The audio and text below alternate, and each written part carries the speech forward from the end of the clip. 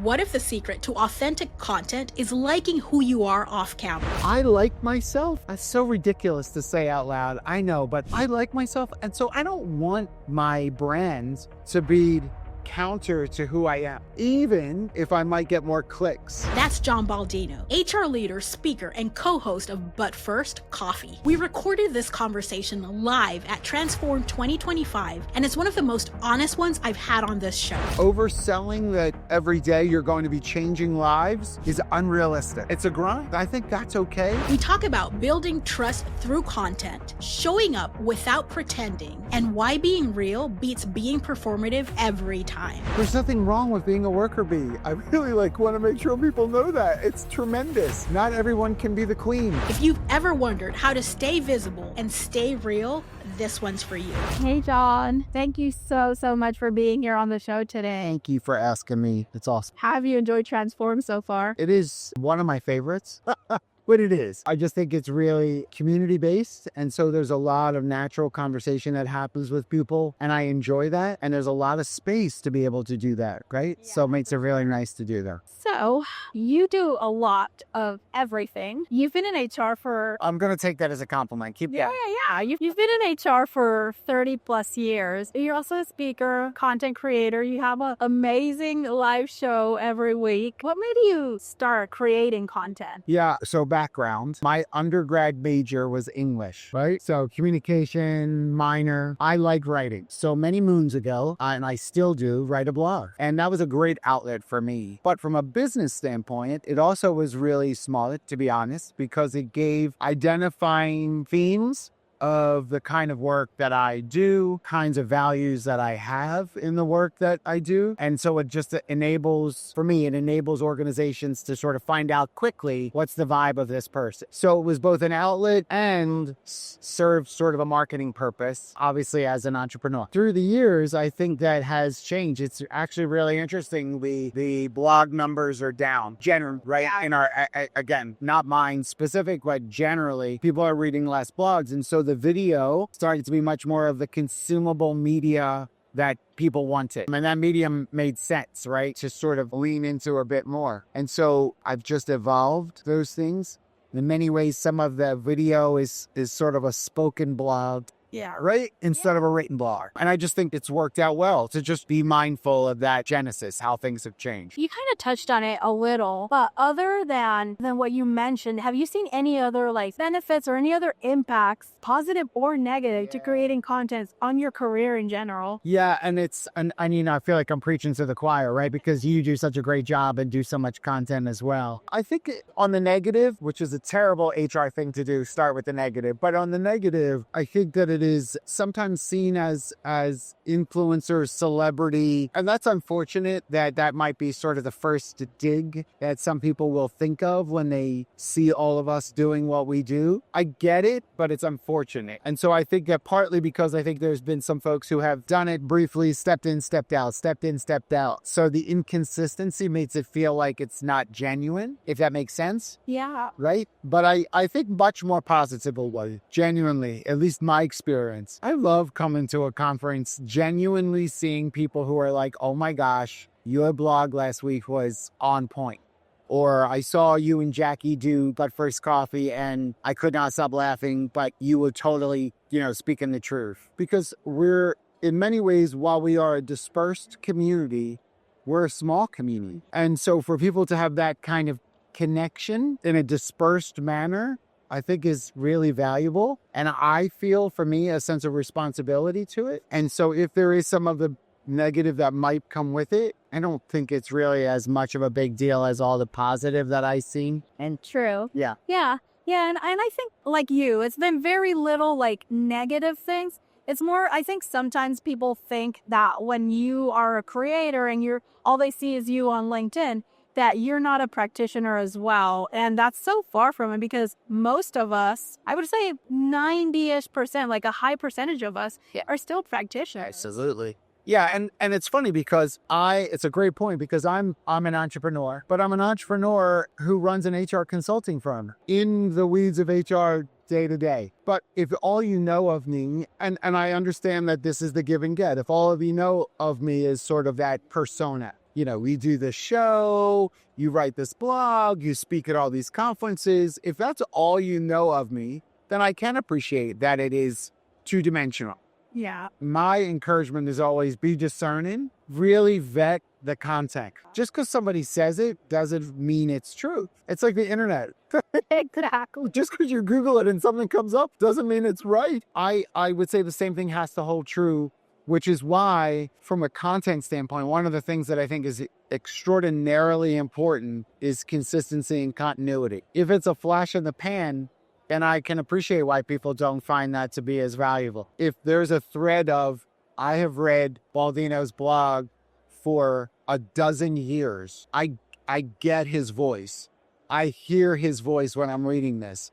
I know that what he's sharing is based on what he has traveled in the HR world. It's not conjecture. And we're not angry. Yeah. Right? And I think anger sometimes has been used as sort of a marketing ploy with some of the content that's created. It's unfortunate. Agree. Yeah, it's just, I mean, and I try to be respectful of everyone's styles because that is a style. I have to have a client. He's not in our space. Yep. But that's like his whole thing. He's not angry, I should say, but it's like going against everything in his industry, and he's extremely successful.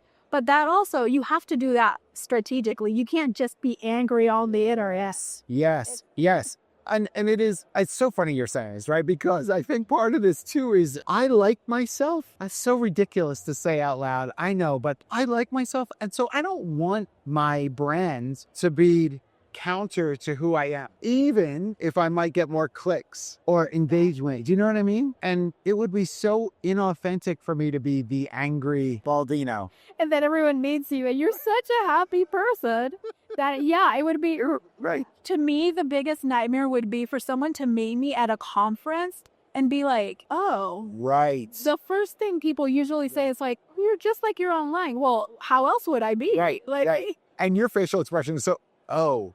Yeah, it's like, oh, no, I don't want that. And I will tell you, for me, that's probably one of the highest compliments I can be given is, you are who we see. You are who we read.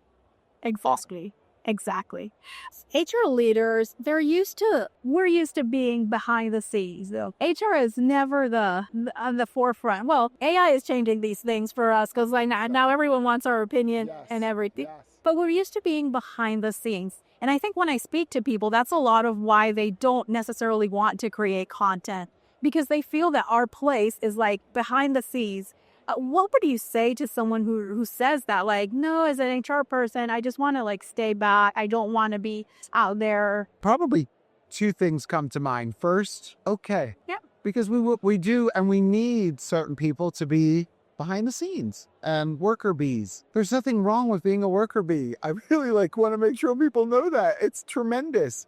Not everyone can be the queen. Exactly. That causes a lot of problems in some organizations when everyone wants to be queen, right? Yeah. And so I think we need to celebrate people who know themselves enough to say, I really would like to serve.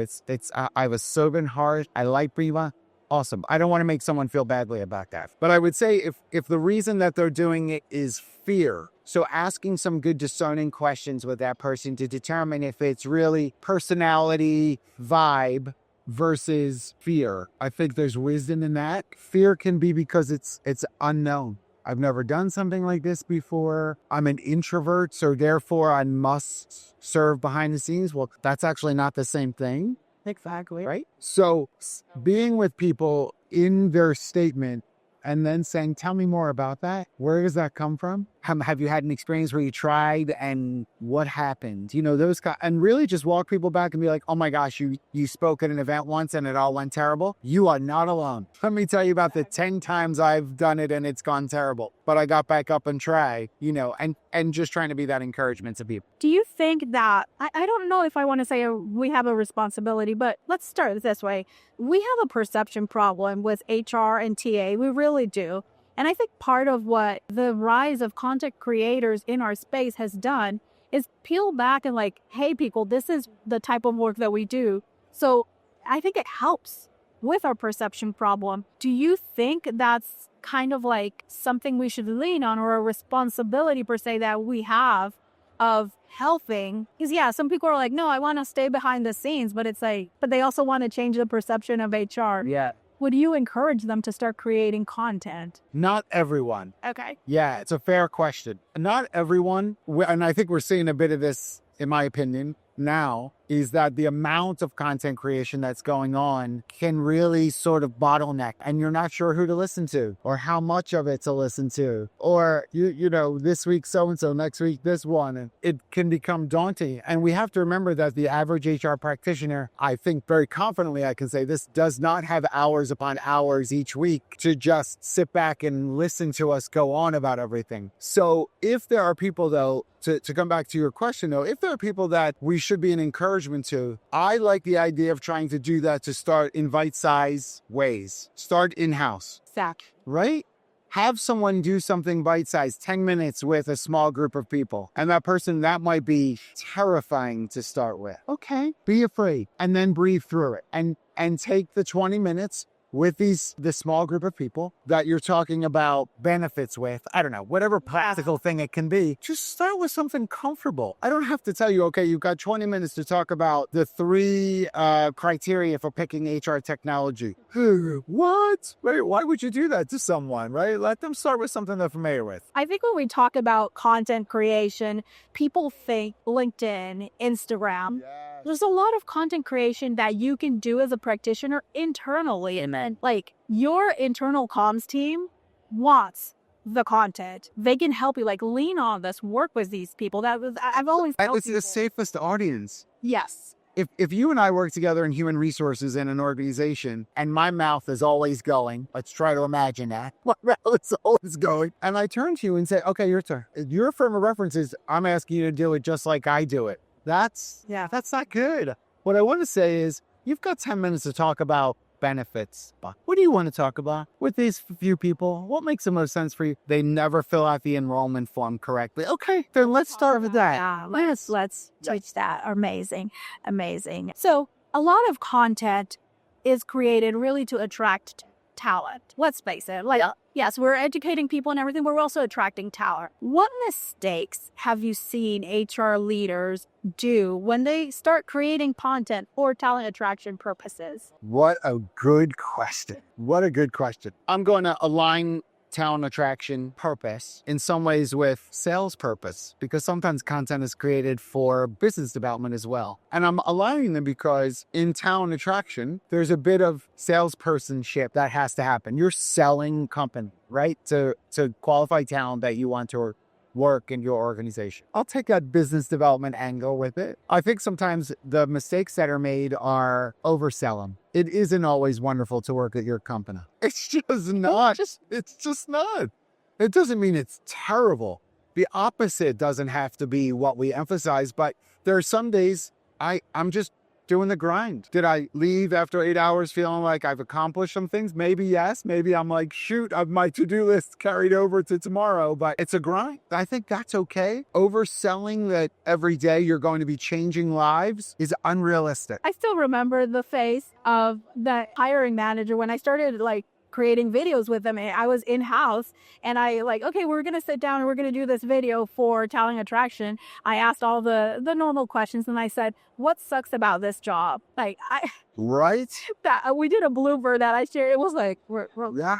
I'm like, no. Yeah, this is a serious question we're talking about. And this is going to be part of the video. And after the initial shock of being asked the question, then usually the next thought is, oh, I can't say what I think. Because I'm going to get fired or I'm going to get in trouble. And it's like, wow, I really need to know why on those days. And I think that, again, coming back to the previous question, if you're working in a particular industry where every day is not hearts and rainbows, then let's give people the right realistic job preview on the content that we're creating. I'm not saying that we walk around again saying everything is awful, but if you're an educator, as an example, in a school system, there are days where the students aren't wonderful. I was not a wonderful student every day. So I know what I'm saying has some merit of truth to it. So if I just show that here's all of our educators every day achieving 100% success in content delivery, education, and receptivity, my gosh, that is a high bar for a teacher to think is going to happen. And when a teacher sees that as what it might be like to transfer districts to work somewhere else, honestly, that talent will self-select out because I don't teach. That's not true for me. They'll never want me. That's awful. You potentially missed out on a wonderful person to be a part of your school district because you set it up at such a level, they self-selected out. Silly. Why do that? And also, if they've been in the industry long enough, they know it's not true. Correct. It's like, so why spend all this time and money trying to paint this beautiful picture? Like, most of your people aren't going to believe that unless they're new to the industry. They might be like, oh, maybe. Anyone who's been in the industry is going to know it's like, no, that Which is the second reason why they'll self-select, because that's not true. I don't want to be a part of a district that tries to sell this. And so again, another reason to self-select. Why are we doing this? Yeah. All right. What can we in our industry learn about other content creators and how they create content when it comes to like talent attraction? So what can we learn from careers outside of our industry? One, creativity. I think it's okay to be a bit on the edge with some things. And I don't mean on the edge like use foul language. That's not on the edge. Give me a break. But on the edge of like the way it's filmed, the way it's produced, the messaging that comes with it. Who's delivering the messages? If it's the same one or two people, I just think we need to be more creative about it. I think the visual arts is another area to be thoughtful of. Does it always have to be sort of verbal overlay on a video shot? Can someone actually create something, paint something, sculpt something? And it's like, no, well, we're a manufacturing company. So what? You don't think you have people in your establishment that are creative? Yeah. Did you ever ask? I've had people come in and they do like metal sculpture and people are like, I didn't know you did that. Right. So let's start asking people, right? So I think creativity has to be number one. The other thing that I would say from an innovation standpoint is be wise about platform and forum for where this content is going. Not everything should be everywhere. If you are posting the same thing on 6 social media platforms and you're like, man, we're not getting the numbers. Well, you're diluting your content. It's the same stuff everywhere. Be thoughtful about this is the kind of content we want on Instagram. And this is the kind of content we want on X or Blue Sky or what, Be thoughtful about having some differentiation there for sure. Yeah, I think there's a lot that we can learn. I know I personally look at people in other, like creators in other industries, because there's so much to learn from. If we look at our own little bubble and we all do the same thing, then we're all going to lose, because it's like we're all going to start sounding and doing the same exact things. And there's so like in this world that we live in now, it's all about content. It's all about like the marketing. So there's so much to learn. So nice. Yeah. And cross to exactly your point. Look outside of HR.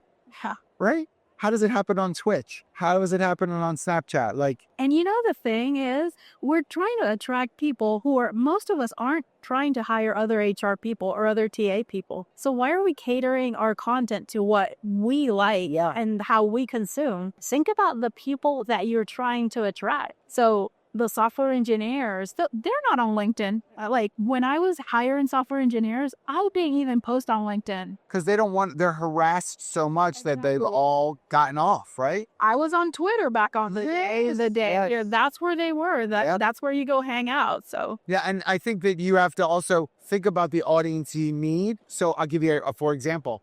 If you're in the casino industry, if you're in the casino industry, you might have a vibe that wants second career people, retired people who want to work part-time in a fun environment. And so they're looking for a little bit extra. Okay, you may want to post a lot more on Facebook than on Snapchat for those jobs, because that's where that audience will sit a bit more there. Be wise.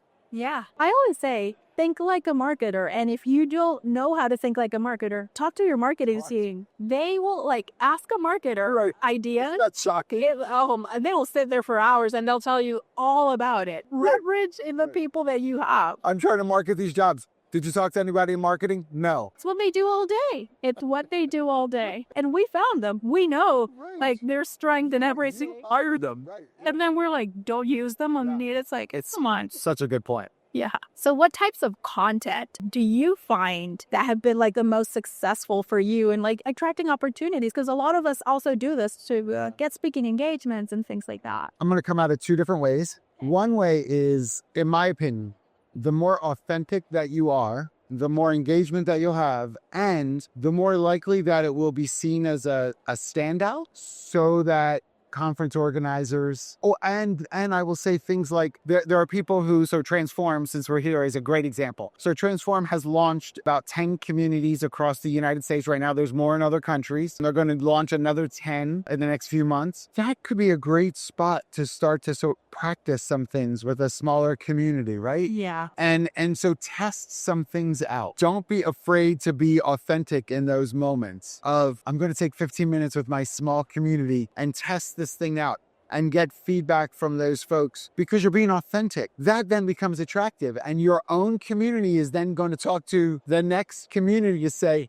oh my gosh, John spoke and he did this 20-minute thing. You ought to see if he would drive over and do that at your community, right? It's authentic. It stands out to people because it feels genuine, because it is. So that's one side. I would say for me, I find that I'm drawn the most to people that operate in that kind of authenticity. Honestly, if you come across as fake to me, I'm not going to be mean to you, but I may not connect to what it is that you're delivering. It doesn't feel genuine. On a sort of practical side, though, as well, be willing to be on video. Be willing to be on video, because those moments at this point, if you're going to proactively submit on a call for speakers for some conferences, they want to see something. They want to see something. They don't want to just hear that you spoke at X, whatever it was, because that doesn't mean you were great. And video is too accessible. So if you don't have video to share, I'm telling you, they're less likely to believe and take the risk. Yeah, I mean, it's like if you want someone to pay you or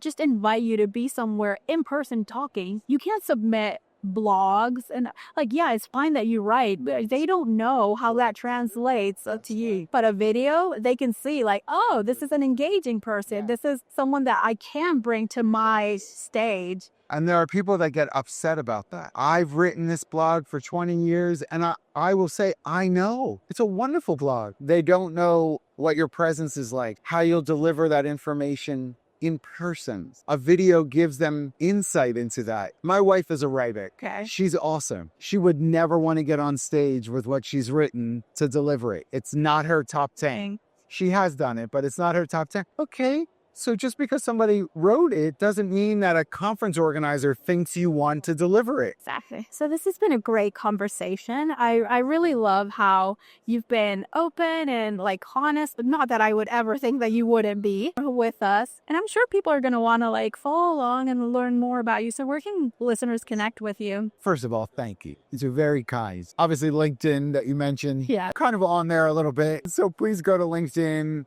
John Baldino HR. I'm going to come up first thing. Please connect with me there. Happy to engage. okay, amazing. Thank you so much. Thank you.